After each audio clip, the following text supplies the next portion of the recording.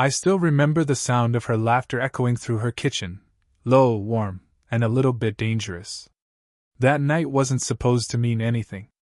Just dinner. Just a thank you for helping her fix the leaking garden light last weekend. That's what she said when she invited me. But even then, her voice had a softness that made just dinner sound like something else entirely. I stood at her doorstep longer than I should have, holding a cheap bottle of wine, trying to steady my heartbeat. Her house always looked the same, neat, calm, and a little too quiet for how alive she made it feel. When she opened the door, she was barefoot, her hair loose, wearing something simple that somehow made me forget every word I'd practiced saying. "Right on time," she said, smiling like she knew how nervous I was. "Wouldn't want to miss your cooking," I managed. "Careful," she teased, stepping aside. "Flattery might get you a second invitation." Inside, everything smelled like rosemary and roasted garlic. A record player hummed softly in the background, something old, the kind of music that doesn't rush. She moved around the kitchen with quiet confidence, sleeves rolled up, laughter tucked behind her lips. I wanted to say something, anything, but my voice caught somewhere between admiration and confusion. I watched her light a candle, then two. The flame flickered against her face, catching the small lines by her eyes. They didn't make her look older, they made her look real. Like she'd lived, lost, and still had the courage to open her door to someone new. "Wine?" she asked, holding up 2 glasses. "Sure," I said, taking one. Our fingers brushed, barely, but it was enough to pull every thought out of my head. "You look tense," she said, leaning against the counter. "Relax. It's just dinner." "Yeah," I said, smiling weakly. "Just dinner." But it wasn't. It was the way she looked at me when she thought I wasn't watching. The small pauses between her sentences, like she was trying to measure what was appropriate and what wasn't. I felt it too, that invisible line neither of us had agreed to cross but both kept inching toward. When we sat down to eat, the silence stretched, warm and heavy.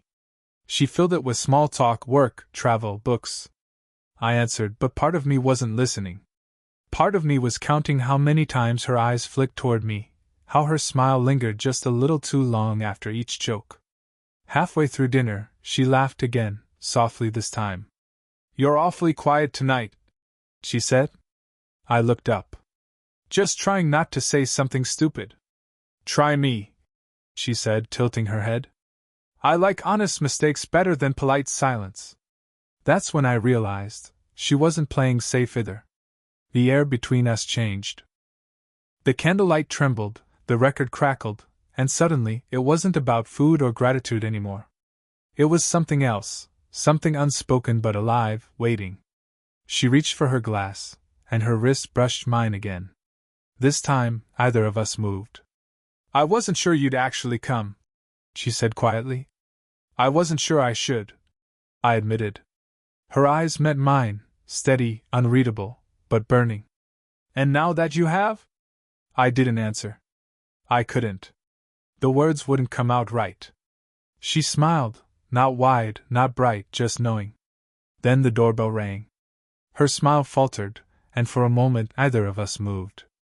The music played on, but the warmth in the room shifted, not gone, just suspended. She set her glass down carefully. "Excuse me," she whispered. And as she walked away, I realized this night, this dinner, was about to serve something I hadn't been ready for. The sound of the doorbell faded down the hallway, followed by a quiet murmur of voices, hers, calm and low, another, male and unfamiliar. I sat there, staring at the untouched food on my plate, feeling like an intruder in a story I wasn't supposed to be part of.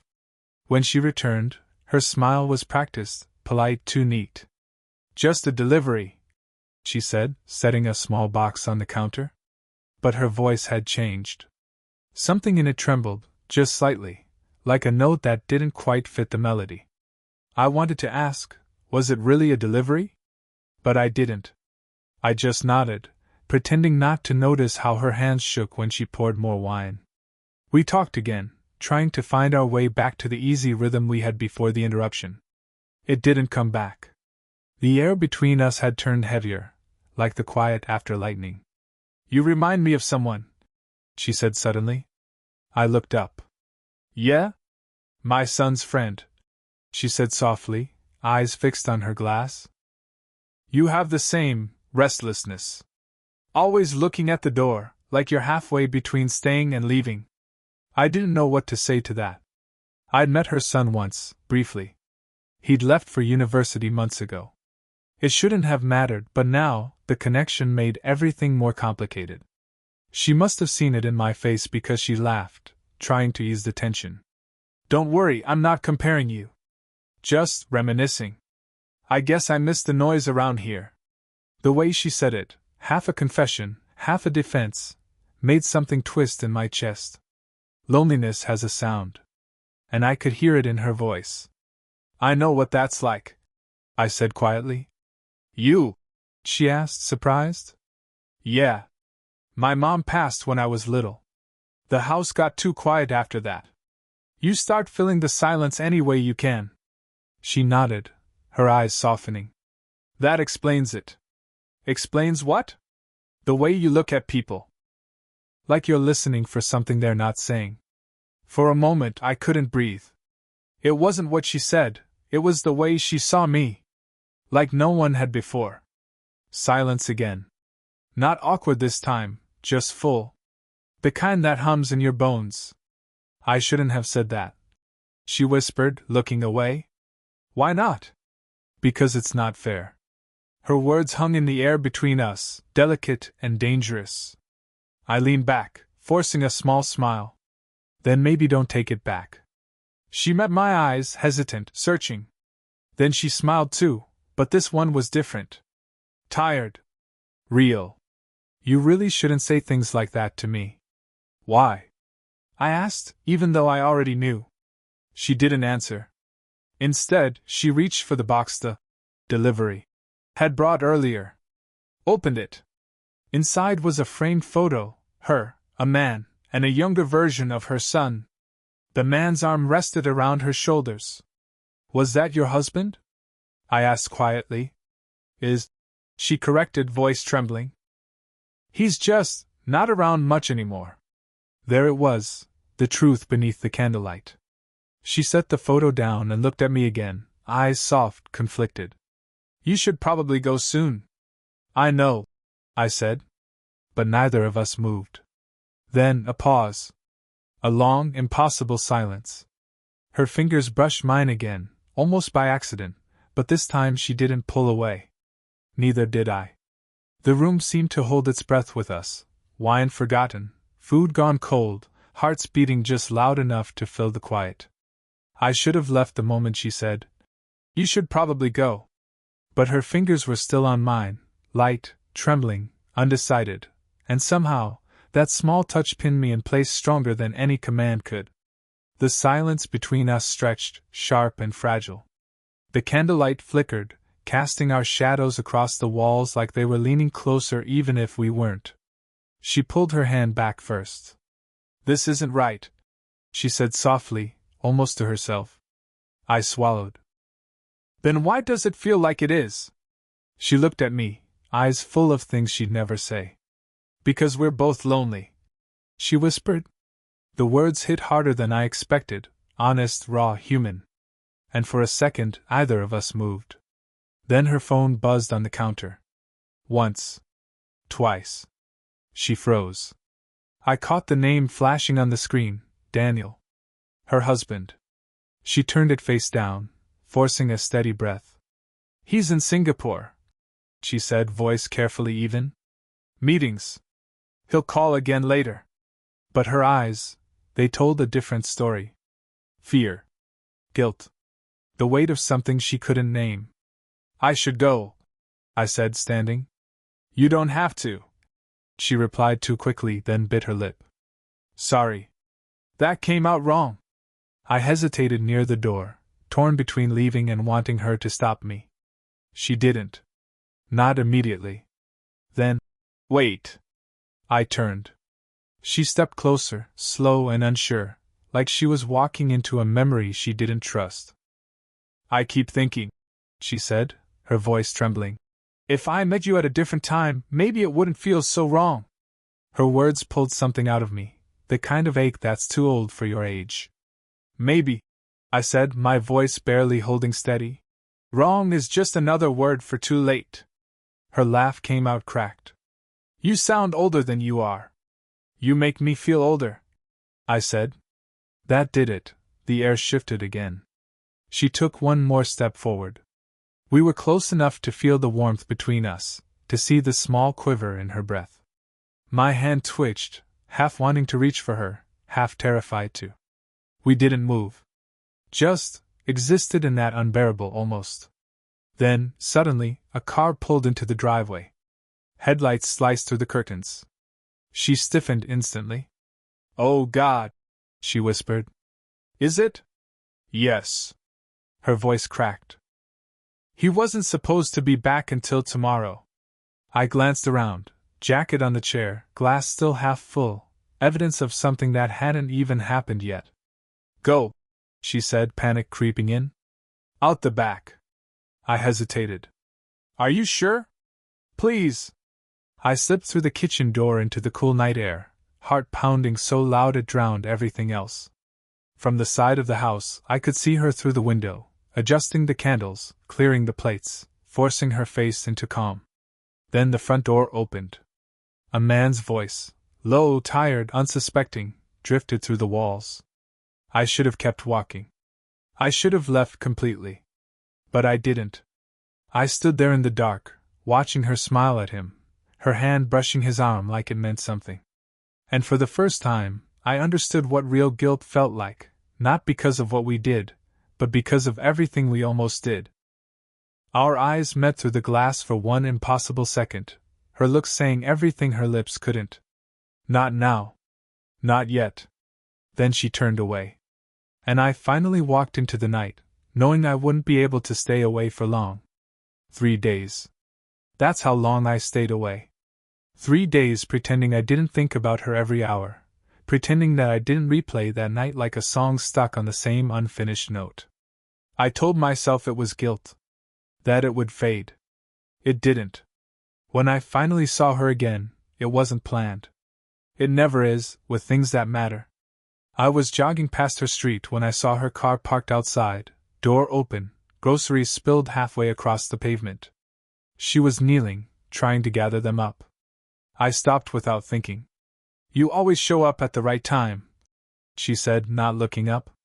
Or maybe the wrong one, I said quietly, kneeling to help. Our hands met over a carton of milk. She didn't pull back.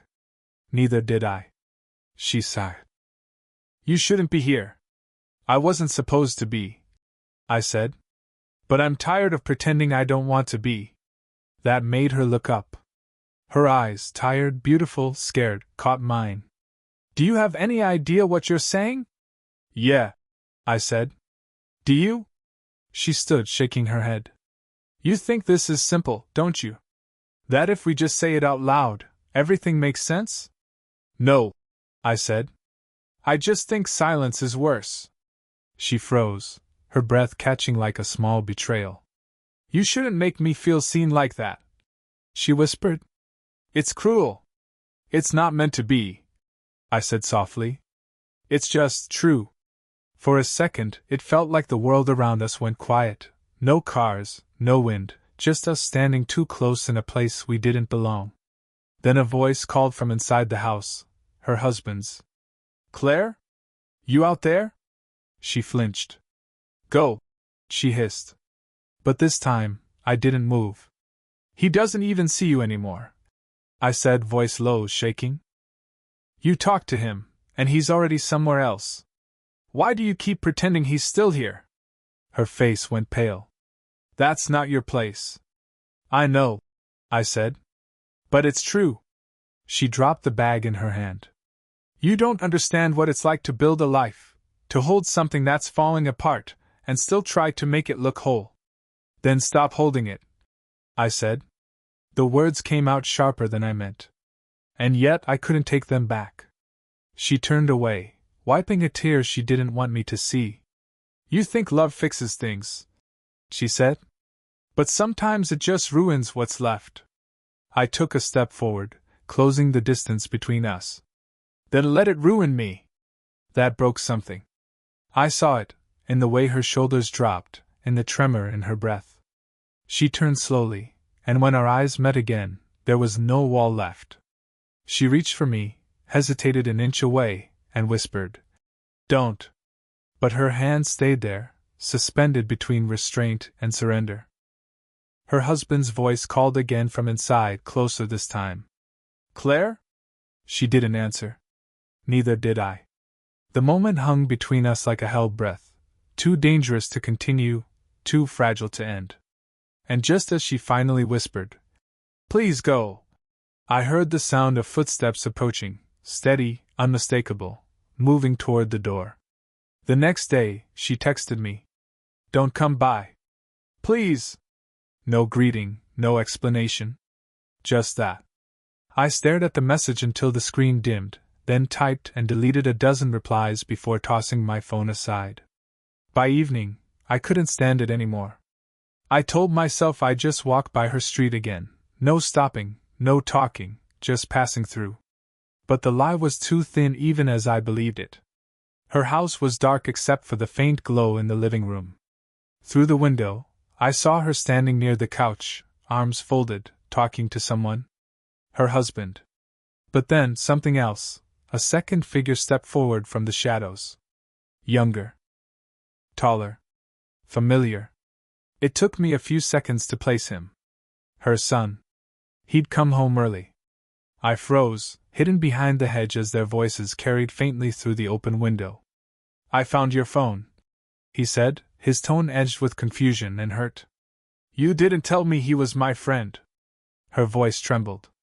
"It's not what you think." He laughed, but it wasn't amusement, it was disbelief. "Then what is it, Mom? You think I wouldn't find the messages? The calls? The way you said his name like stop," she whispered. "Please." My stomach dropped. He knew. He'd read everything. And suddenly the pieces clicked, the reason she pulled away, the sudden silence, the message telling me to stay away. I took a step back, my pulse pounding. I shouldn't have been there. I shouldn't have started this. But then I heard her voice again, softer now, broken. "You think I meant for any of this to happen? He was just supposed to help with the garden. And then he stayed for dinner, and it felt wrong?" Her son snapped. Or did it feel good to be seen again? Her silence was answer enough. He sighed, long and heavy. "Dad's already halfway gone, and now this. Do you even know what this does to him? To me?" "I'm sorry," she whispered. "You're not sorry," he said. "You're lonely. And you used him to fill the space Dad left behind." Those words hit me like a punch. Used him. I didn't wait to hear more. I turned and walked away, the cold air biting harder than it should have. By the time I reached the end of the street, my phone buzzed again. Her name. I hesitated, then answered. Her voice was barely holding steady. "You heard, didn't you? I shouldn't have been there." "No," she said quickly. "You shouldn't have been. Any of this shouldn't have happened." I closed my eyes. "So that's it?" "I don't know," she whispered. "He's gone to stay with a friend. Daniel's coming home early. Everything's unraveling." I wanted to say something to fix it, but what could I say? "I never used you," she said suddenly. "Don't ever believe that. But I did make a mistake. I let you make me feel something I'd buried years ago." The line went quiet for a few seconds. Then she added softer, "If you care about me at all, don't come here again. Please." Click. I stood there in the dark, phone pressed to my ear, hearing the dial tone echo like an ending that came too soon. And still, part of me knew it wasn't over. Because sometimes the worst mistake isn't crossing the line. It's realizing you already have, and wanting to do it again anyway. It rained the night I went back. I told myself I wouldn't, that I'd respect her words, give her space, let the storm settle. But silence can turn poisonous when it's filled with everything left unsaid. Her house looked different under the rain. Dim lights through fogged windows, curtains half drawn. I stood there for a long time, drenched, debating whether to knock or disappear quietly, finally learning to let go. Then, through the glass, I saw her. Alone. Sitting by the window, a cup of tea gone cold in her hands. I knocked once, gently. When she opened the door, she didn't look surprised. Just tired. Like she'd been expecting me and wishing she hadn't. "You shouldn't be here," she said, voice barely above the rain. "I know." "Then why?" "Because if I leave without saying this, I'll never stop thinking about it." She didn't answer, just stepped aside. I walked in. The scent of lavender and rainwater filled the space, familiar, fragile. We stood there, facing each other in the half-light. Neither of us knew where to begin. Finally, she broke the silence. "My husband knows." The words landed like stones. I nodded slowly. "And your son?" "He's gone. For now." She looked up, meeting my eyes. "Everything's falling apart, and I don't even know who I am in the middle of it." "You're someone who deserves to feel alive," I said softly. Her breath caught, that same involuntary tremor that always gave her away. "You think this is life?" she asked bitterly. "Sneaking around, hurting people who trusted us?" "No," I said. "But it's real. And it's the first thing that's felt real in a long time." Her eyes flickered, anger, longing, confusion, everything tangled together. "You're too young to understand what real costs." I stepped closer. "Then show me." She exhaled shakily. "You should hate me." I tried. Her laugh came out cracked. "And failed?" "Completely." Something shifted. The air between us grew smaller, denser. She looked up, and for the first time, there was no wall, no pretense. Just truth, messy, fragile, human. "I keep asking myself why you," she whispered. "Why now?" "Maybe because we were both waiting for someone to see us, not as we should be, but as we are." The rain outside softened, turning into a rhythmic hush. She reached out then, slow, hesitant, her hand trembling as it found mine. "If I let this happen," she said, "I lose everything." I held her gaze. "Then let me be the one thing you don't lose." Her lip quivered, her eyes shimmered. "You'll regret it." "Maybe," I said. "But not tonight." We stood like that, hands barely touching, hearts beating too close, until she finally closed her eyes and leaned her forehead against mine. No kiss. No promise. Just that, the quiet collision of two people who had run out of ways to pretend. When she spoke again, her voice was a whisper caught between confession and goodbye. "Whatever happens next, remember me kindly." And before I could reply, she stepped back, her hands slipping from mine like the last leaf in a storm. She didn't ask me to leave. She didn't need to. I turned toward the door, the weight of everything unspoken following me out into the rain. Behind me, I heard her whisper, soft but certain, "I wish it had been another life." A month passed before I saw her again. Not by accident this time. Not by choice either. Just one of those strange collisions life seems to enjoy, cruel, quiet, and almost tender in how it unfolds. I was walking through the Sunday market when I caught sight of her. She was at a flower stall, holding a bunch of tulips, her favorite, I remembered. She wore sunglasses, hair tied back, the kind of calm people wear when they're learning how to start over. For a moment, I thought about walking past her, pretending not to notice, letting the universe have its final say. But then she turned, and her eyes found mine. No shock. No smile. Just recognition, the kind that doesn't fade with time. We stood there, a few feet apart, the crowd moving around us like a river splitting in two. "Hey," I said quietly. "Hey," she replied, voice steady, almost gentle. I nodded toward the flowers. "Still like tulips, huh?" "Always have." A small smile tugged at her lips. "They don't ask for much. Just a little light." I couldn't help but laugh. "You always make everything sound deeper than it is." She tilted her head, studying me. And you still overthink everything. We both laughed then, soft, genuine, fragile. For a few seconds, it felt almost normal again. But normal wasn't ours to keep. I glanced at her left hand. The ring was gone. Just a faint line where it used to be. You okay? I asked. She took a moment before answering. I will be. There was honesty in her voice, the kind that doesn't hide behind strength. He left, she said simply. No big fight. No drama. Just the quiet end of something that had already ended. I wanted to reach out, to say something comforting, but she didn't need saving. Not anymore. I kept waiting for regret to come. She continued. It didn't. Just peace. Sad peace, but still peace. I nodded, my throat tight. And your son? He's angry, she said softly. But anger means he still cares. We'll get there. We stood in silence, the kind that didn't ache this time. The kind that let things settle instead of break. I think about that night sometimes, she admitted. The dinner. The rain. Everything after. So do I said. Every day. Her eyes softened. And? I don't regret it, I whispered. Any of it. She smiled then, small, wistful, beautiful. Good. Neither do I. A pause. Then she handed me one of the tulips. For the garden, she said. The one you were supposed to fix.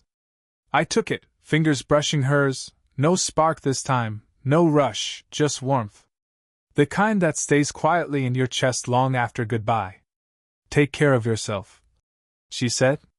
You too. And just like that, she walked away. No dramatic parting, no backward glance, just grace, like she'd learned how to leave without breaking. I watched her disappear into the crowd, the tulips still in my hand, the memory of her voice echoing softer with each step she took. Sometimes love doesn't end with a kiss or a promise. Sometimes it ends with understanding, and the quiet mercy of letting each other go.